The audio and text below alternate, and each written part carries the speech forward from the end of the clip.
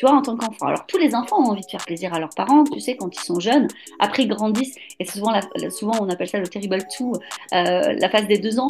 Alors, bon, moi, en étant maman, personnellement, je ne l'ai pas bien vu, parce que comme mes enfants sont atypiques, j'ai l'impression que c'est depuis toujours, mais je sais que, tu vois, il y a ce côté de ça, l'enfant grandit, il comprend qu'il est un être à part, il comprend qu'il dit non, et puis, du coup, il s'affirme, il est lui-même.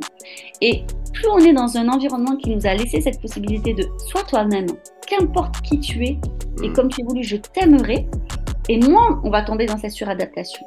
Mais on a beau avoir des parents très aimants et ça n'a rien à voir. Voilà, n'allez pas flageller vos parents, hein, haute génération, ils ont aussi leur poids à porter, bien évidemment.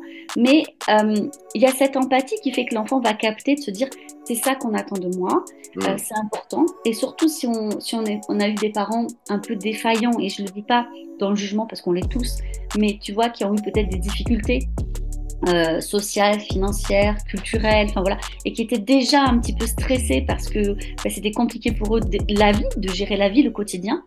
L'enfant peut le sentir et se dire je veux surtout pas être un poids en plus pour mes parents.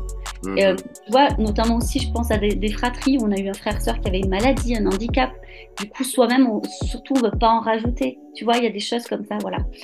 Et donc, très très vite, on va dire surtout, je m'adapte et je me suradapte. Et ça va devenir un mécanisme habituel, mais qui va petit à petit faire que la personne, elle ne se connaît pas du tout. Et c'est pour ça, et je pense que ça concerne beaucoup de gens, parce que à un moment donné, quand tu demandes, tu sais, quand tu accompagnes des gens et que tu leur demandes, mais de quoi avez-vous vraiment besoin? En fait, les gens, ils ne savent pas.